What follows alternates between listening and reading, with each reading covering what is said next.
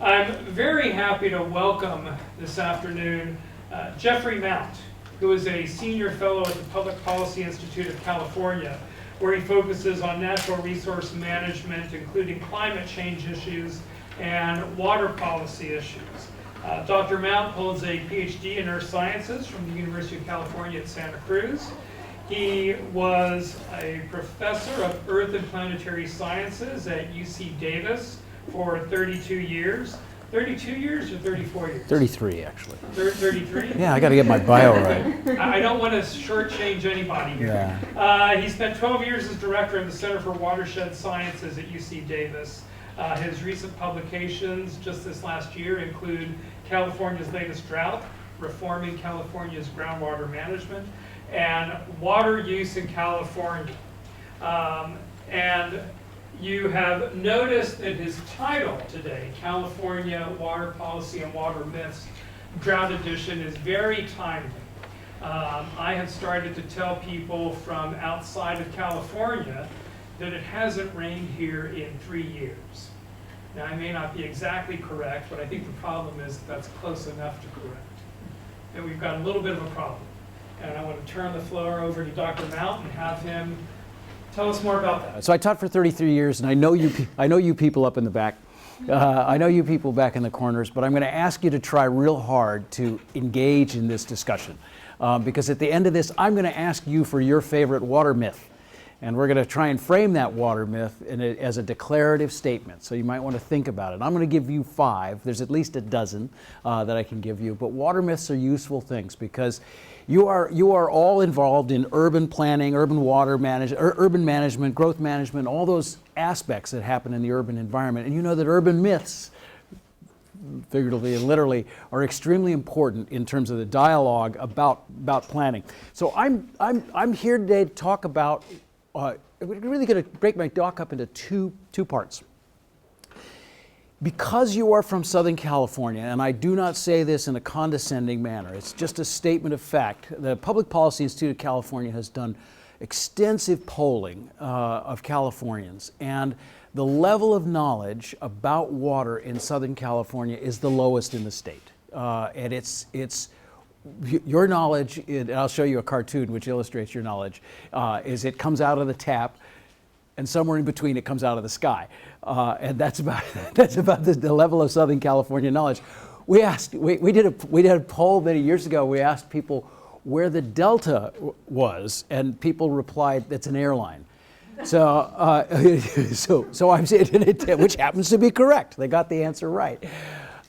So today I'm going to blow through a sort of an introduction to California water for you guys, and it's kind of the big picture view of California water, and then I'm going to end it with about 5 myths that you may have heard already, and if not, you should have. So let me start off right away on this in understanding California water. The key thing I want you to understand about California is we have abundant water. Right off the bat, one of the things that would challenge your conception is where you live, you don't have abundant water, but California has some of the most abundant water in the U.S. The characteristic of California water that you want to lock in your brain when you think about it is California is the land of extremes. Not just the extreme personalities that populate USC and other fine institutions in Southern California, but it is the land of great variability, geographic variability and variability in time. So tremendous differences, and that is one of the key characteristics that drives our adaptation to those extremes. So when you go to understand California, what you are looking at is one of the more remarkable human adaptations to extreme variability in space and in time. And this also comes down to the ecosystems in California, because you cannot talk about water without talking about the ecosystems that are affected by our water use. So let me start off with a notion which is going to challenge what you may already know, or maybe you may believe, sorry. And that is that California has abundant water. I'm going to use a phrase, I'm going to use a measurement today called acre feet, which is just literally an acre with 1 foot of water on it. It is the measurement we use because gallons gets unwieldy when we start talking that, because that's 325,000 gallons is in an acre foot. So when we talk about acre feet, that's how we measure it. And there's a good historical reasons. That's the way farmers would measure how much water they had to put on their land. They would take an acre and I say, I need a foot of water. Typical is 3 feet, by the way, to grow a crop. We have 70 million acre feet is our average runoff in any given year. That's 5 times what comes down the Colorado River. So it's pretty abundant water. But it is not distributed equally in space and time. We have temperate rainforests in the northwest part of the state which get more than 100 inches of rain on an annual basis. Down in your part of state, just east of here, we have areas that get 2 inches of annual rain. So huge differences. And of course, the LA basin, we know you get about 15 inches of average precipitation, but you're not doing so hot these last 3 years. Where I come from in Sacramento, we get around 25 inches of rain out in that valley. Right nearby, up at Squaw Valley, we get 70 inches of rain. So tremendous variations, okay, geographic variations. And we also have variations in time, and this is the most important aspect. It's something you in Southern California and Northern California, we all take for granted. We have an annual drought. It starts in May, and it ends in October if we're lucky.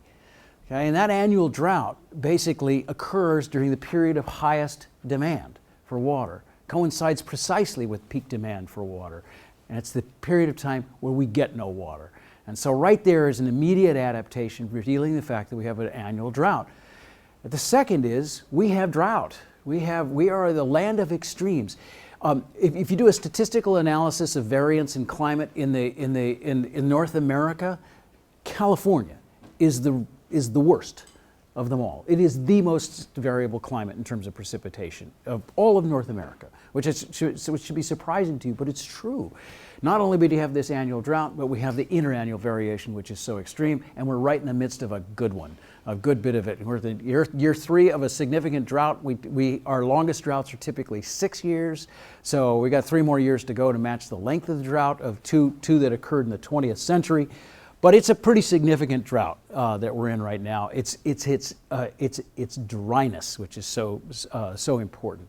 So we have to not only adjust to an annual drought, but we have to adjust to droughts that last typically up to 6 years. Although there's plenty of evidence in the historical record they can go much longer. So how do you do it? Well, you start with storage systems. Storage systems are absolutely essential for survival here in California. We have 1,440 dams which can store 40 million acre feet of water. That's about equivalent to the amount of water we use in a year. Okay, so that's how much the dams can store. But of course that would make no sense. That would assume it would always rain and fill them every year, and it doesn't. So the key characteristic of dams, all dams, the water is divided, all the big dams, water is divided into 2 parts. There's the stuff we use annually, that we count on, the filling of the dam annually, and we use that water. And there's the stuff we carry over. So that at the end of the year, we have a bank account. At the end of our irrigation season, for example, we have a bank account of water we try to carry over to the next year. As you may have heard, we're in deep trouble right now in that carryover water. We've used it. So even Metropolitan Water District, what is referred to in Northern California as the Great Satan, Metropolitan Water District has now finally for the first time said, and this was just yesterday, they said, uh-oh, we are running out of water. The carryover water, we've used 2/3 of it. You guys can probably go comfortably for another year, and if it doesn't rain after that, you're going to see some real hard times here in Southern California. So that carryovers are extremely important. We've used it up. So there is a great deal of pressure right now to start thinking about reoperating and remanaging this storage system where we store water on the surface. And you're going to hear a lot about that this coming November when there's a bond, which we can talk about, that's going to be on the ballot. The second storage system that is so important in California is groundwater. I cannot overstate it. We actually don't know how much groundwater we have, but we know that it may be as much as 10 times what we have in surface storage. And that groundwater storage is absolutely essential. Most of you are drinking groundwater today because basically in the LA basin, in this region in particular, there's very aggressive use of groundwater, putting water into the ground and pulling it back out of the ground. This is our groundwater from every water resource management textbook. Groundwater is your hedge against drought. It is your most important hedge. What you do, if you do everything intelligently, you'll use surface water a lot when things are wet. That's what you use, your surface storage, because you're going to have to use storage because it doesn't rain here in the summer. And lately it doesn't rain in the winter either. But you use that surface storage, and then you rely on that groundwater, heavily on that groundwater, to get you through the droughts. And then in the perfect textbook example, during those wet periods, you fill that groundwater back up, and you're ready for the next drought. If only it worked that way. It doesn't work that way. In California, for the last century, we have stopped thinking about groundwater as so much our hedge against drought, but instead we're using it as our annual yield. We're using it annually, much more aggressively, particularly in the agricultural regions of the Central Valley and the Central Coast. So one of the things we are doing is we are like, here we go, this will be a good analogy. We are freshmen with credit cards. We've got a credit card, no problem. Let me buy because no consequences. Well, we've been doing that for 100 years in California. And every year we draw down about 2 million acre feet of water that we do not replace. So this is called overdraft, groundwater overdraft. So we have been progressively mining water in California rather than sustainably managing the groundwater. This is extremely important to the north of here in the Great Central Valley. We have a deficit now in California of 100 million acre feet.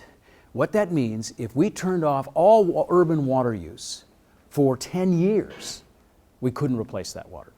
That's how much we are in deficit spending. So this is a major looming problem, which the governor just signed some bills we can talk about later that hopes to address that. The picture I have up here, the bright red that you're seeing, these are the areas where groundwater overdraft is most aggressive. So when you guys all go north on I-5 and you finally make it out of LA and you go up over the hill and you drop down into lovely Bakersfield in that area, this is where it is the epicenter of groundwater overdraft, so much that, as many of you heard, the land is subsiding very rapidly out there. And as it's subsiding, it's breaking up the infrastructure that's out there. Most ironically, or tragically, I think this is really more tragedy than irony, it's breaking up the very systems that supply water, that move water around. It's breaking up the canals. So the canals can't carry as much water because they suck too much water out of the ground. So this is a major big deal in water policy in California, and it's been going on for quite a long time. The second adaptation you have to have is distribution systems. 75% of the precipitation in California falls north of Sacramento. 75% of the consumptive use of precipitation is south of Sacramento. So in our wisdom when we settled California, we decided to settle in areas which are as far removed as possible from the water supply sources. So think of LA and San Francisco as an example. In San Francisco, at the time of the gold rush, to get a bath in dollars in that time in the gold rush was $5 to get a bath. And that's $5 in 1850 dollars. And the reason was there was zero water in San Francisco. They literally had to bring it across the bay in casks. It was so bad. But my God, we settled there. And then, of course, as the Pueblo de Los Angeles, when they settled this part of the world, they knew it was dry, and they quickly used up their water and had to go out and steal it fair and square from somewhere else. So our urban areas are far removed, and our agricultural areas, the richest agricultural region in the country. I cannot overemphasize this. The most productive agricultural region is the San Joaquin Valley, Tulare Basin, just to the north of here, and it is a desert. So you're going to have to move water long distances through distribution systems to get around in California. And the problem with distribution systems is they break and they get weak. And the weak link of them all is the Sacramento-San Joaquin Delta, not an airline. It is the head of the San Francisco estuary, and it is the freshwater portion of that estuary where the Sacramento River and the San Joaquin River come together. It is where 40% of the runoff of the surface of California aggregates and flows into San Francisco Bay. It is our distribution system. It's a hub. The abundant clean water that comes from the north into that estuary is then pumped out of the south of that estuary and distributed to you. You get about 1 million acre feet of water here in Southern California out of that estuary. And who in their right mind would have an estuary as a water supply hub. Estuaries are driven by the tides. They get salty. They're naturally dynamic places. Of course, they're extraordinarily rich ecosystems tend to be in estuaries. But it is a decision that has got a variety of historical reasons we decided to do that. And that distribution system, if it busts, is a huge problem for you and for the rest of California. So then that comes to the aquatic ecosystems. And what I'm focusing here is principally on river ecosystems, but we can also talk about the wetlands, and particularly the ones that waterfowl use. So if you are a critter that lives in California, you are a critter and you've adapted here as our climate sort of settled in as to what it was going to be like around 10 to 12,000 years ago. We had major variations. So you have adapted to the variation that is the nature of this climate, the annual drought during the summer and or these extensive interannual droughts that occur. So you are a critter that is adapted to variability. And in fact, I give a whole class on the nature of that adaptation. It's really simple, but not really. And that is the critters depend upon connectivity to their landscape so they can move during dry and wet periods. They depend on complexity within the landscape so they can have a lot of diversity of habitat. They depend on variability because that's what they're adapted to. I mean, that's over the course of the year, it's highly variable in here, and they're adapted to it.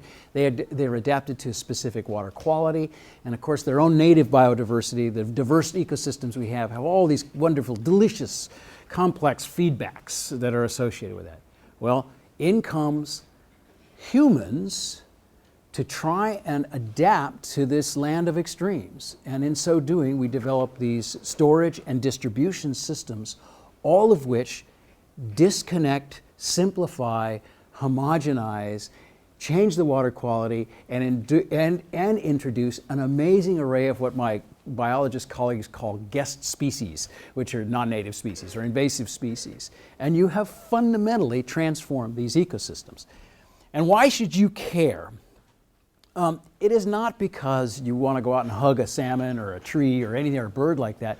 You care because it turns out we have a series of laws which insist that you care. The Endangered Species Act and the Clean Water Act are two examples, Porter-Cologne Act, and we have our own, and the State Endangered Species Act. But Americans have repeatedly stated that they have a high value in native biodiversity, and they see a value in that.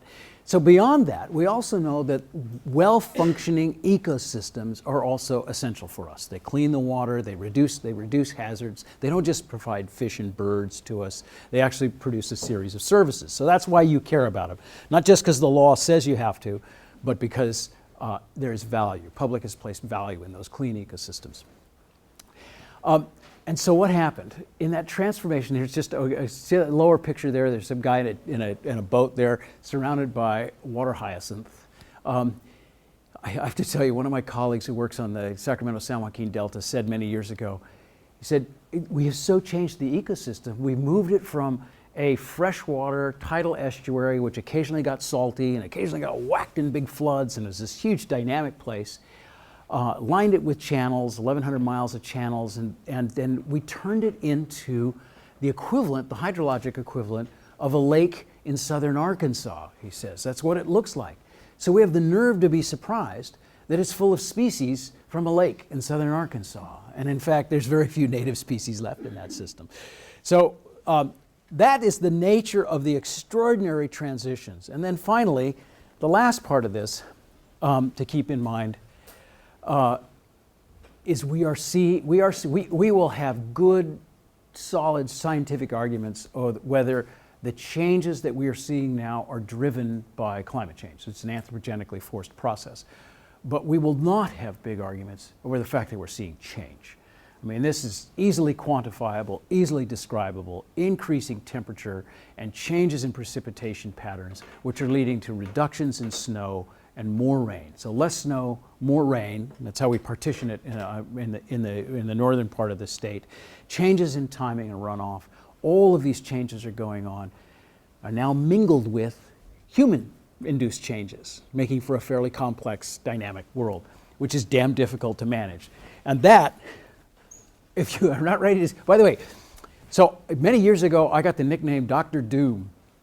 NPR, Tamara Keith and NPR gave me that when I was talking about the levees in Northern California and how poorly prepared for floods we are. Funny when nobody's talking about floods this year. But to keeping with my Dr. Doom, you may now slit your wrists because you live in California and depend upon water. That's a pretty bleak picture. I'm going to end this talk by telling you I'm actually quite optimistic that we're going to work this stuff out. So now I've given you sort of the miserable view of California water. Here is my typical Southern Californian's view of water and how we get it on the left side. And what I want to do is now engage you and start having you think about myths. All of you, I assume in this room, are involved in policy in some way, shape, or form. You're doing policy work, and you know something about how policy gets shaped and the way and the kinds of things that drive policy. And one of them is that we make myths, and I'm just going to be rude and call them myths. And myths are incredibly useful, and in the water world, they're very powerful. First of all, they're great because they simplify complex issues. That previous look at California water that I just gave you, I mean, it should scare you. Why would you ever want to be involved in water in California? It's too complicated. But the myths approach simplifies it and makes it easier for people to kind of understand things. And myths create common knowledge and common understanding. In fact, common knowledge based on common sense. My mother always used to say to me, don't give in to the notion of common sense. It's only for the common. And so sometimes you should be suspicious when you hear somebody say, well, it just makes common sense. If they're using that phrase in water, it's for the common. Third, I mean, myths are great because they organize. They give us an organization for what we fight about. You know, it organizes public discourse in a way which allows us to sort of narrow down to specific issues. And of course, it's a powerful communication tool. One need only watch Fox News to understand that. And then usually, though, all of these myths have some basis in fact. I like to call it the kernel of truth, from which people grow an entire cornfield.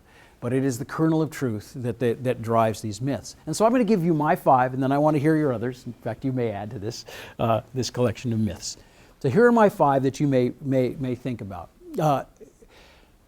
First one, California's running out of water. You hear that all the time. If we'd had more dams, we would have been so much better. This is going to be a big issue on the November ballot. And you're all going to vote on this. And right now the polling is, people might want to vote for that ballot initiative that's got money for reservoirs in it. We can conserve our way out of the problems. This is going to challenge some thinking of some of you. Environmental regulation is causing all the problems here in California. It's causing water scarcity. My favorite line coming from a prominent leader of an agricultural water district is the environment is ruining the environment. It's taking so much water. The environment is taking so much water. And then the last one, you know it's actually a tongue-in-cheek based on what I told you. The groundwaters are drought reserve. Okay, the first one, California is running out of water. You are going to hear this if you haven't already on your drive into USC, because I know you're all Southern Californians. You drove. I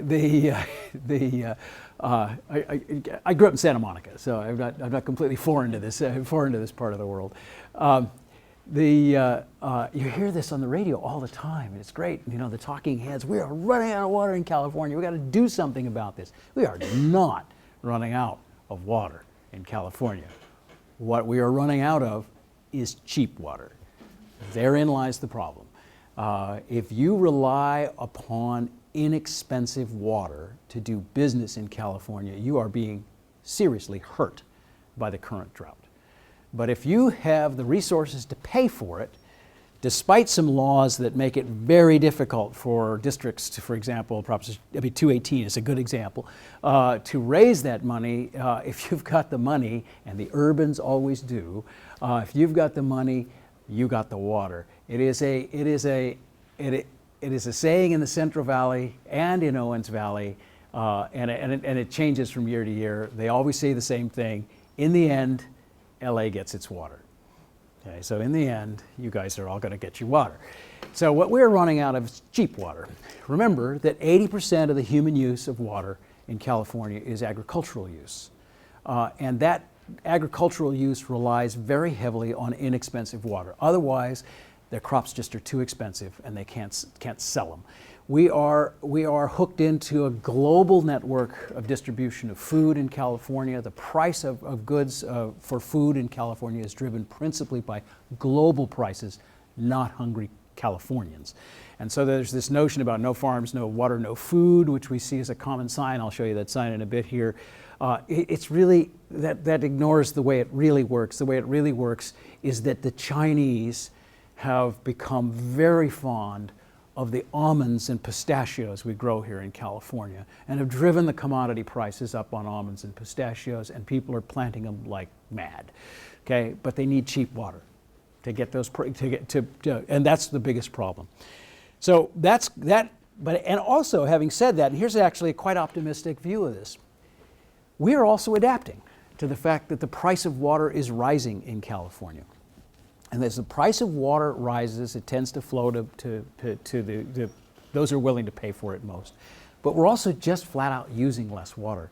Let me give you some examples. One of the examples I show here is if you look at the state gross domestic product per unit of water used since the 1960s, we're 4 times as efficient with water, economically efficient as we were with water.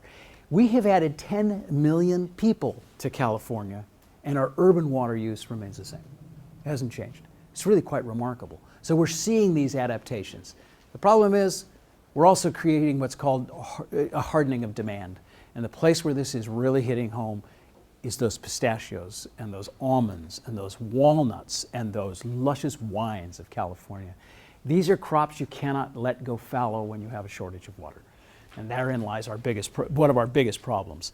That hardening demand is something that's really going to come back and bite us.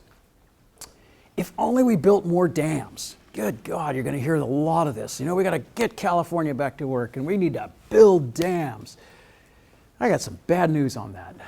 We've built all the good dams we're going to get out of California, all the logical sites where you can store and retrieve a lot of money.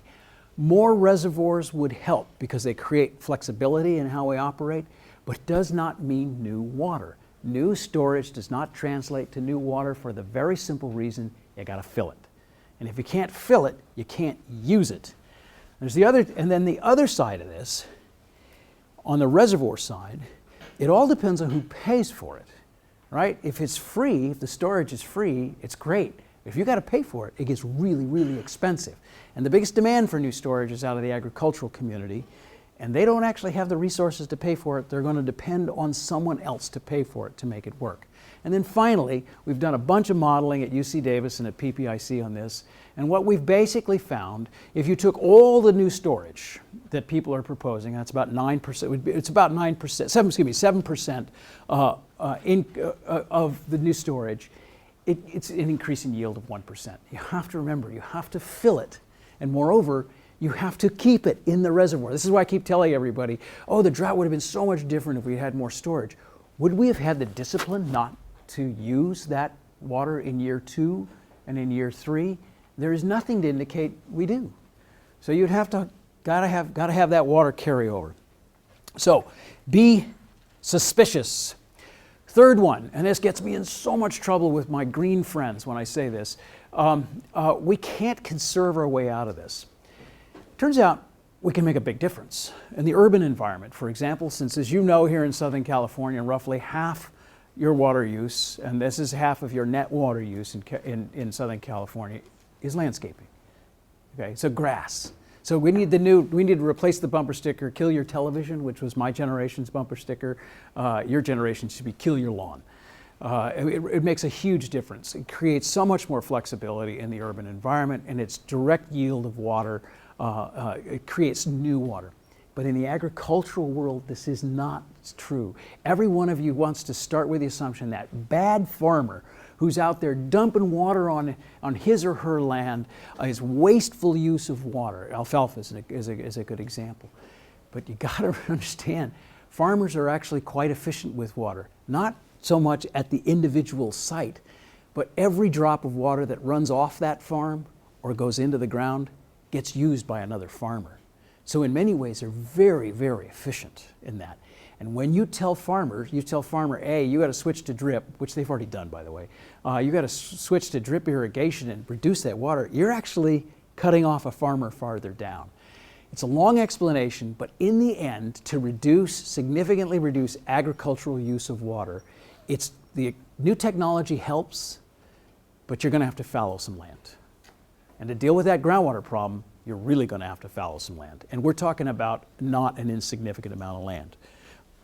So conservation helps, but it does not solve all the problems. Let me go back to this one. Myth number 4, one of my favorite, the environment is killing the environment. You're going to hear, if you are engaged at all in the battles over water, you know that it usually falls into a triangle. The urban users, the agricultural users, and the environmental interests. And so there's this triangle. What makes the delta so wickedly complicated is you have Northern California urban users who are fighting Southern California urban users, and Northern California farmers who are fighting Southern California farmers, and you have Northern environmental groups who's got a business model of fighting. That's how they do it. They got to fight, and the other ones that kind of want to get something done. So they all fight, and then so that's six dimensions of political fighting associated with this. What were the 3? I'm sorry, what? What were the 3 in the triangle? So urban, Yes. agriculture, Yes. and environment. Okay, so urban, agriculture, and environment. When it comes to the environment, there is the regular statement that you will hear all the time: most of California's water goes to the environment.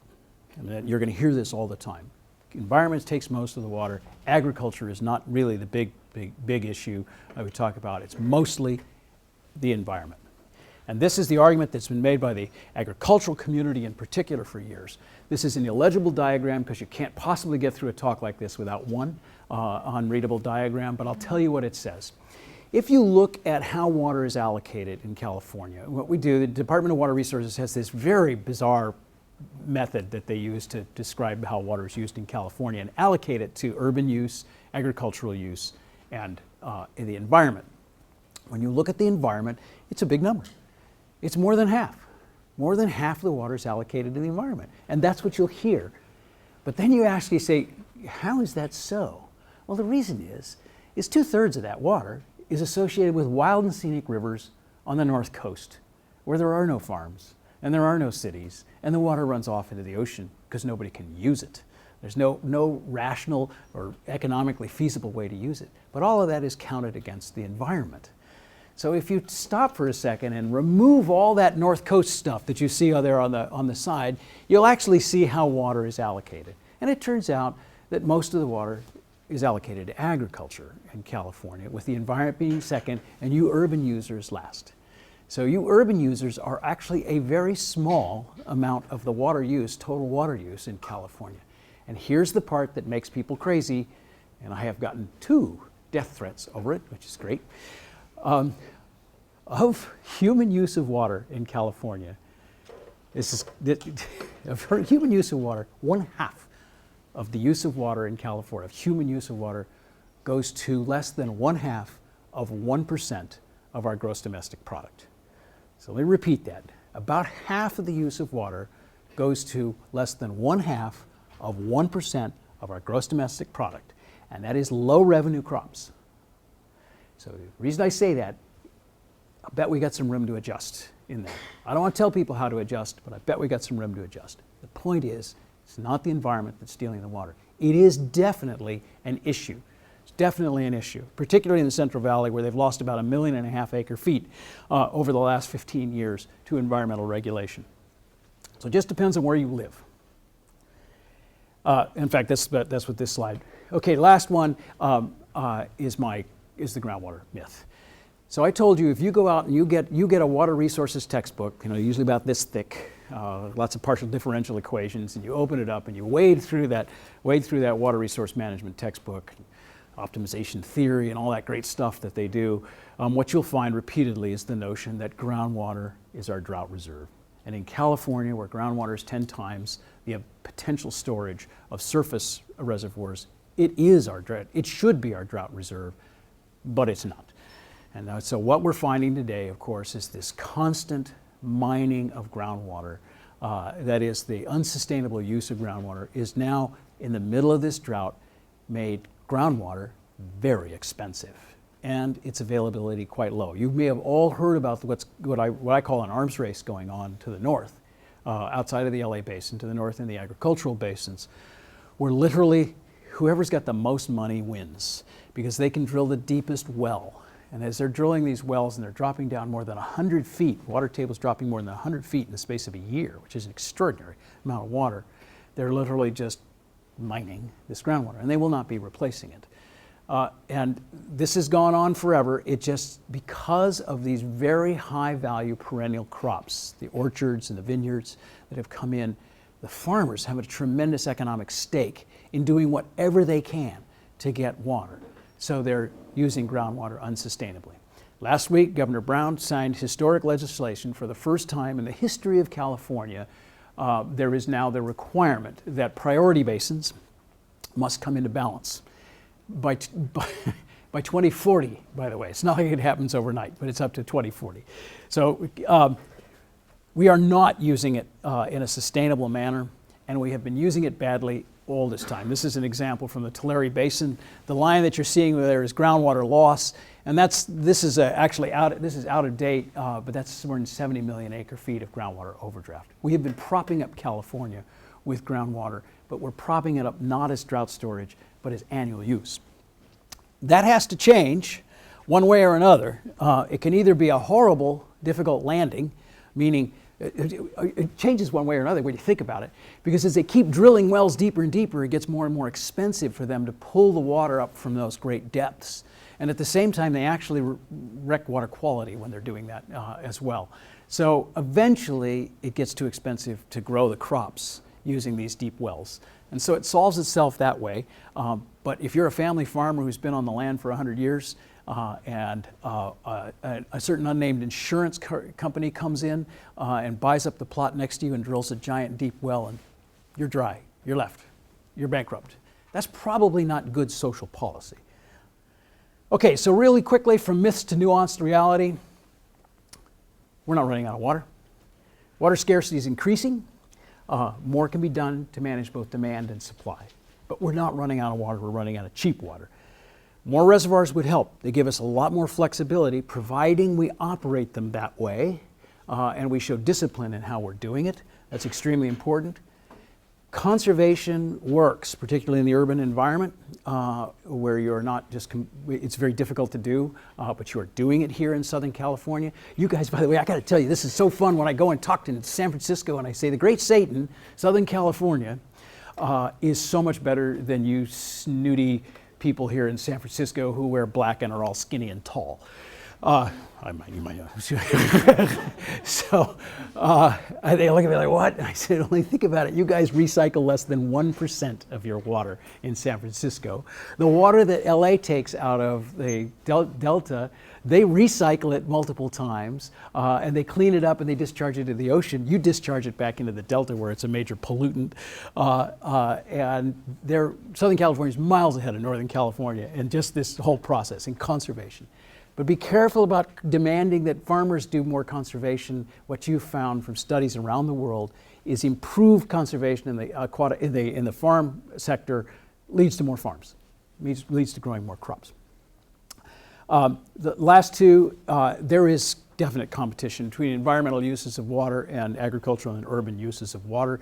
It's real, it's important, but it's typically grossly overstated.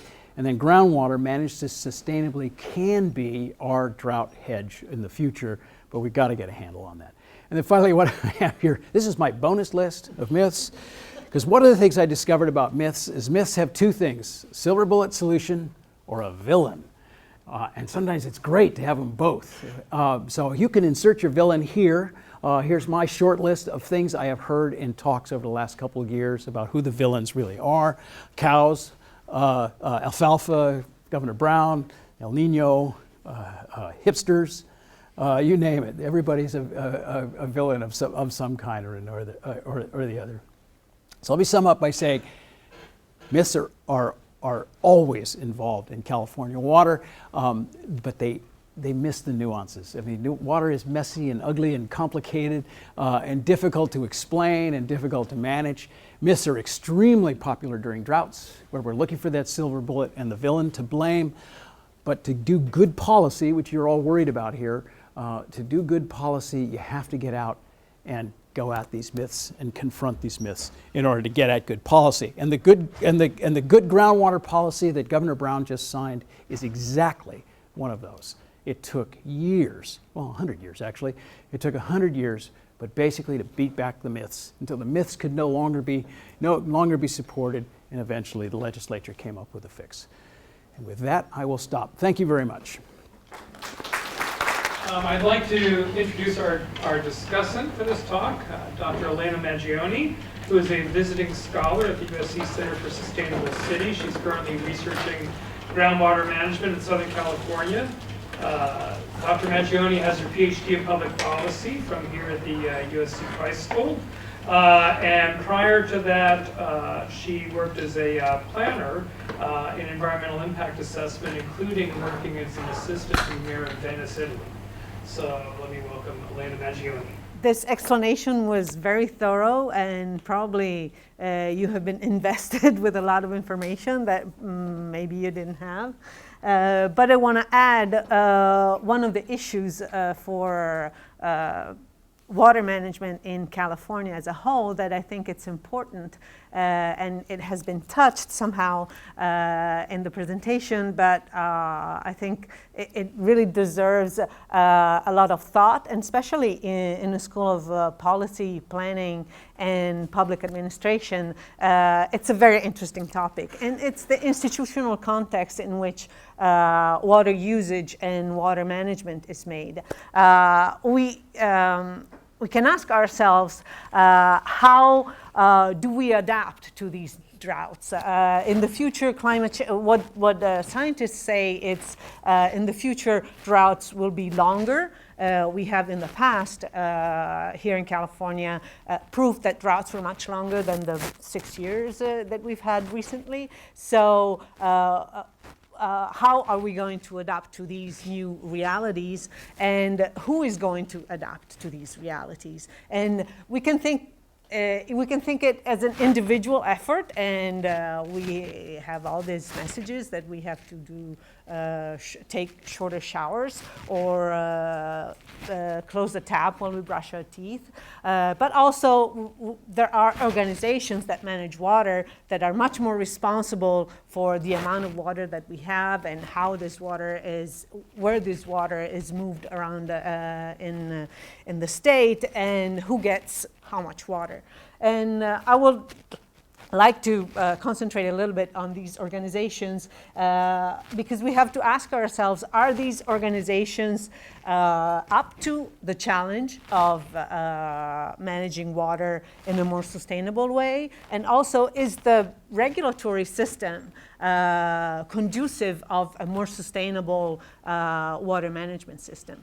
I think that what we know about these water management organizations, especially here in Southern California, it's that they're very fragmented. It's a very layered system. I think we would say it's a very fragmented supply chain. We have organizations that import water from the Colorado River and from Northern California. We have organizations that manage groundwater, and we had retail organizations that sell water to the families that are, in many cases, very small. There are in Southern California about 215 water retailers, and a lot of them are very small. They have like 1,000 customers, and these are organizations that can turn up a pipe, can maybe repair a pipe, but they don't have the know-how, they don't have the personnel to do any other thing, or to think strategically about how they manage water. So I think that the size of these organizations is still a problem, and the fact that there are no organizations that manage the water cycle in its entirety is also an issue. We have freshwater retailers that distribute drinking water, and we have other organizations that manage wastewater. So it's a totally different, different organizations with their boards, their strategies, their financial commitments, and it's difficult to make them work together and to have a strategy on how to manage water locally. Also, there are private and public organizations that have different degrees of oversight. Private water retailers are controlled by the CPUC, the California Public Utility Commission, and have oversight over the rates and how they form their rates, while cities and special district and mutual companies don't have oversight from anybody, and they can set the price. Well, the only oversight they have is the citizens. They can raise their prices, they can regulate usage the way they want. There's no framework for water usage at the retail level. The other question that I was asking is how is the regulatory institutional framework?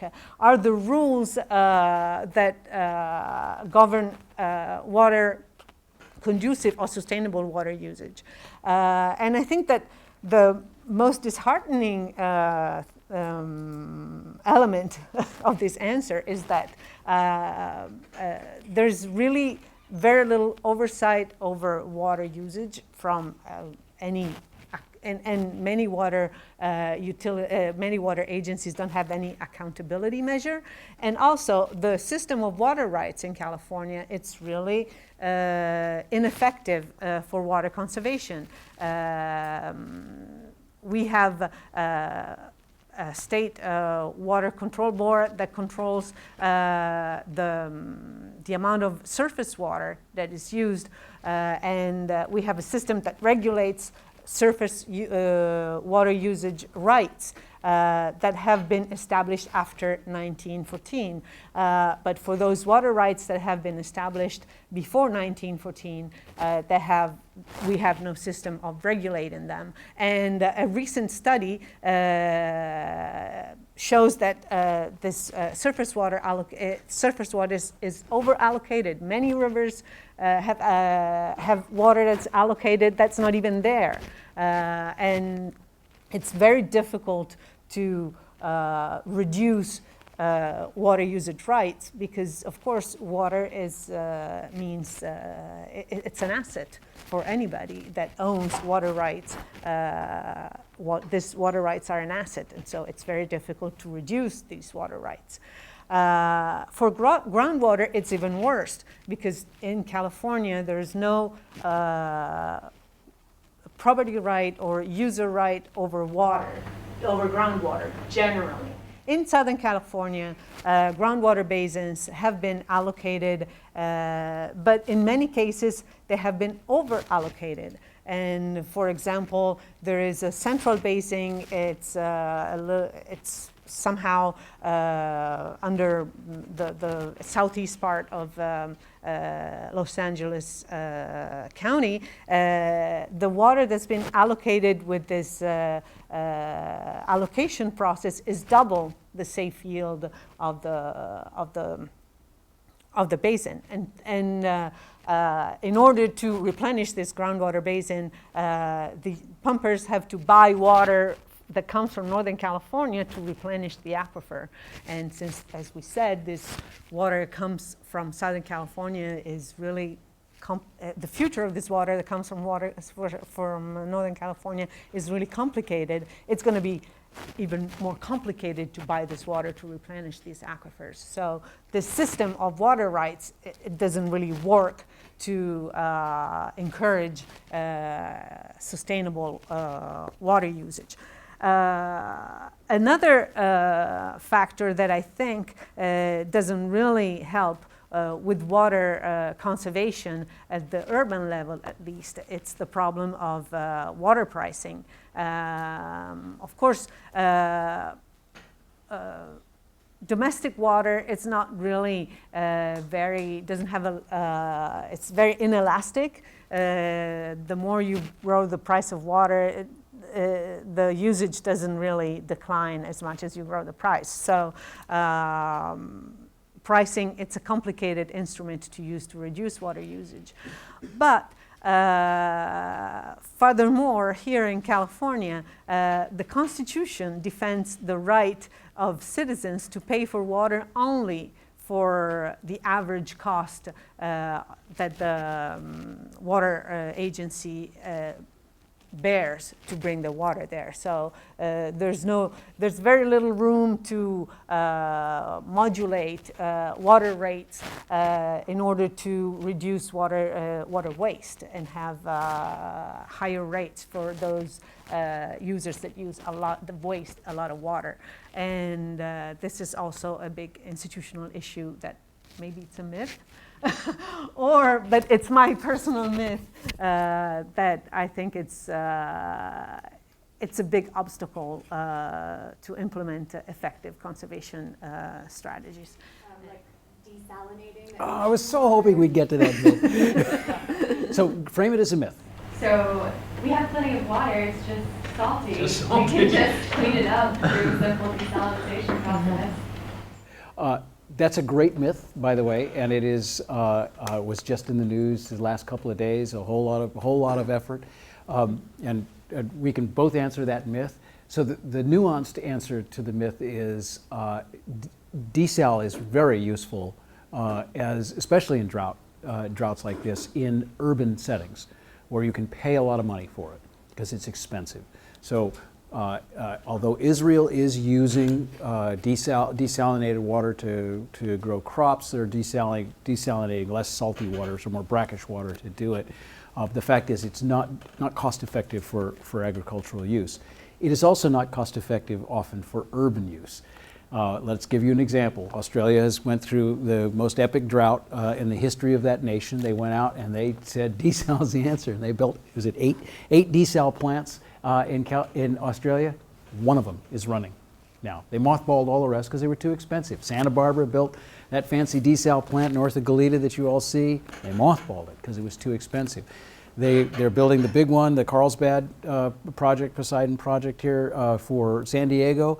It's immense. It's the largest one that'll ever have been built, certainly on the West Coast. It's very, very expensive. The water from it is about twice the cost of the water that they would normally pay for water, and it'll only add up to, I think it's 7% of the total, 7% of their total. So, you know, here they're building the biggest, most massive plant possible, and it's only 7% of their supply. So it's extremely valuable. It has high marginal value, especially in helping you get through droughts, but desal is not a silver bullet solution. And also, by the way, they're very difficult to permit. And I would add that it's good for the vicinity of the desalination plant, but you have to pump the water where the water is needed. Yes, and that's a great point. Very energy intensive, not only the process of desalinating water, but of pumping it. I mean, so where do you want to locate your desal plant? Next to the ocean. What's the problem with the ocean? That's the lowest point on the land. So every drop of water you make, you've got to pump uphill to somebody. Like, for example, the Los Angeles aqueduct is a marvel of engineering because it brings water from Owens Valley to LA without using a watt of energy. Because it's all with the slope work, with slopes and everything, and that's the marvel of the LA aqueduct. But desal plants that are able to send water inland without pumping, we have not Very seen few yet. places you can do that. Well, how do you find and measure underground water? Okay, so how do you find and measure it? Well, the old way we used to do it is we just stuck a hole in the ground and found it that way. So today, there's been great innovations that you're hearing about from outer space, for example. One of the ways they're measuring the amount of groundwater is they're using actually the gravity. They're able to measure the gravity effect of groundwater. You guys all know that we've been drawing so much water out of the ground in the Central Valley and in Colorado. We're actually causing the mountains to rise more rapidly. It literally responding. Water weighs a lot. Okay, when you put it in the ground, it actually pushes the ground down. And when you pull it out, it's actually causing the Sierras now to accelerate in their rise and parts of the Rocky Mountains. I mean, that's how much groundwater we're taking out. But the way we do groundwater today is we make numerical models to describe the groundwater basin. We were able to actually image the entire basin. Some of this is done more crudely, but we can do it using models. And we generally, though, our traditional approach is to drill a hole in the ground and see where we find water. That's how primitive it was. But today we use models to basically describe it. Reclaiming contaminated water as an approach to the water crisis? Is That might not be a myth. legitimate? So, but I want to go to this. This goes right to your point. So we have in Southern California, you are becoming better and better at recapturing stormwater. You have to, because of water quality concerns. So it's very compelling, and it can be really useful because in Southern California you capture a lot of storm runoff and put it back in the ground and save it for a future day, which is why it doesn't seem like there's much of a drought down here. But if it doesn't rain, you can't do that, number one. And number two, but this goes right to your problem. We have the suppliers, we have the people who manage stormwater, we have people who manage the treatment plants. They're all in different organizations. They don't work well together. In fact, there's some barriers for them to work together. So the point you brought up is exactly right. One of the biggest problems there, that's not a myth, that's a good thing. We should be reclaiming and cleaning up and reusing water. But it's just damned hard because of the way we structure how we manage and water. it's really expensive. And of course, if you have small organizations, they don't have the financial capacity to build a recycling plant. Orange County has done a great job. They have an agreement with the sanitation, the Orange County Sanitation District. They take the purified the wastewater, and they distill it. And then they pump it in recharge basins that recharge the aquifer, and it's a great endeavor. It's a big accomplishment, but it's in this area. Orange County does it. It's the richest. San Diego has been trying for years to get it going, but it had the most unfortunate phrase that emerged while they were doing it, and the phrase was from toilet to tap.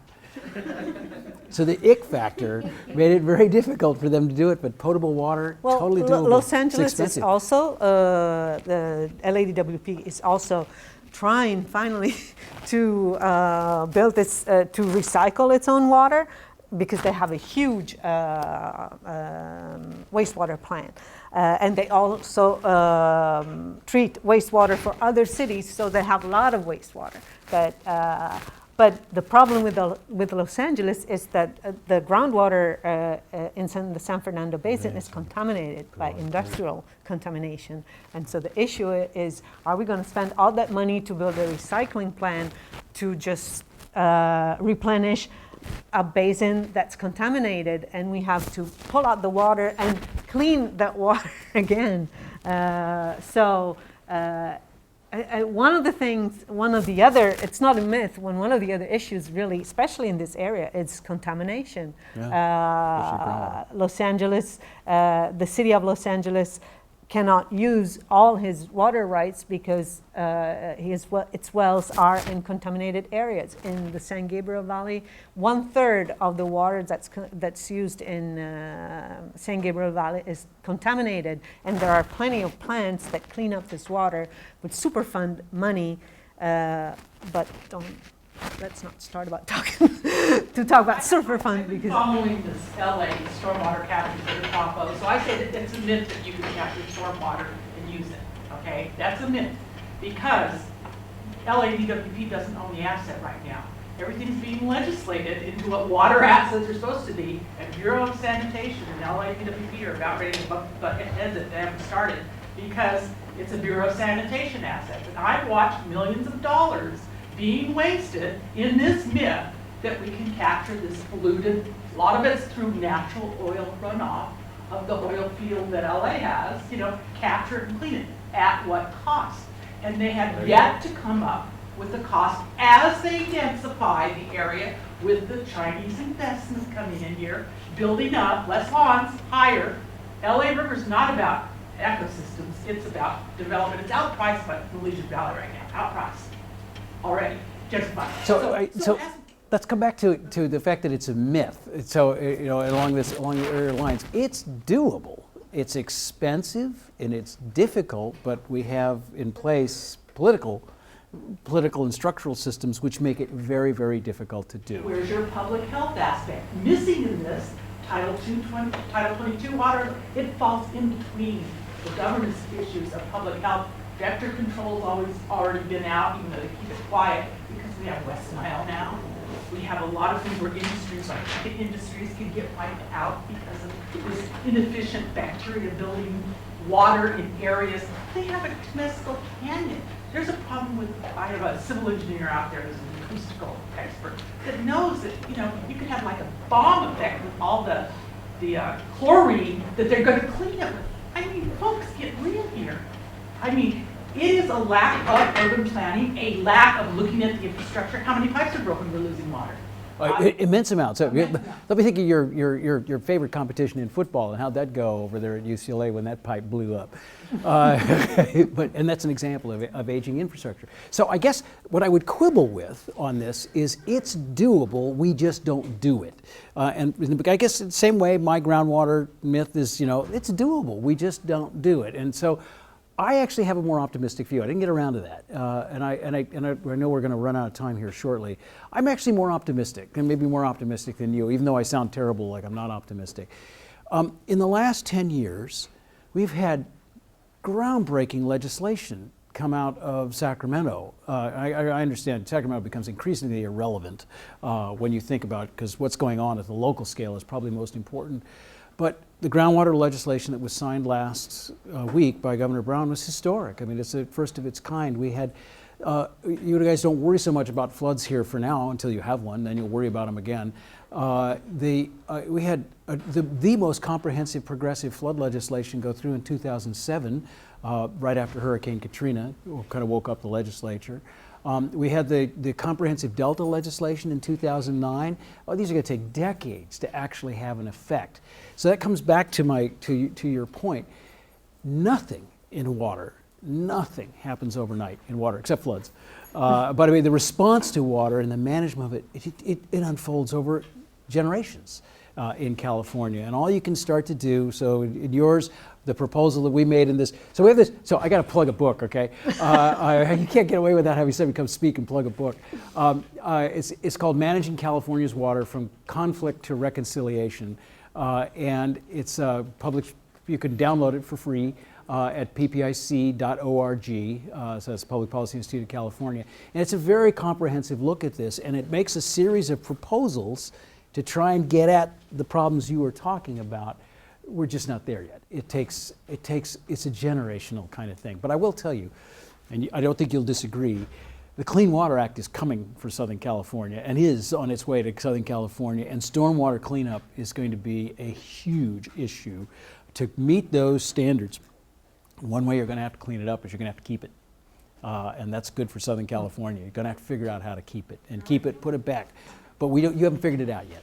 And I don't think you'll disagree with that. We haven't figured it out yet, and the barriers are there. If you look nationally, the biggest water use nationwide is power generation. But it's not consumptive use. So the majority of that power use of water goes back into the environment. So it's not a net use of water. Yeah, because they give it back. They warm it up and they give it back. And so here in California, industrial use is not all that great. So if you count all the hydropower, for example, the hydropower generation in California, which is about 15%, it varies from year to year. This will be much less this year. 15% of our power generation, that's a huge water user, and they've got a big water right to it. but they return that water back to the environment. They delay it, they change its temperature, and they do bad things to the environment along the way, but they do return it. So power generation is not that big a deal. And when I say urban use, by the way, I'm lumping together manufacturing, industrial, and domestic use. I'm sweeping that all together, which is on the order of about 8% of the total use of human use of water in California. So this is why the big ticket is agriculture, which makes many of you want to think to go out there. Why can't we solve this problem by just doing what William Mulholland did so long ago in the last century? Go out and steal it fair and square. There's some really big, important, complicated public policy issues associated with that. Believe me, you want farms. You want healthy farms in California. It's good to have a strong, robust agricultural community. You don't want houses out there. You want farms, and for a variety of reasons. And that's probably for another discussion here. You really want to keep your farm community healthy in California. Okay? Thank you. Thank you, everybody.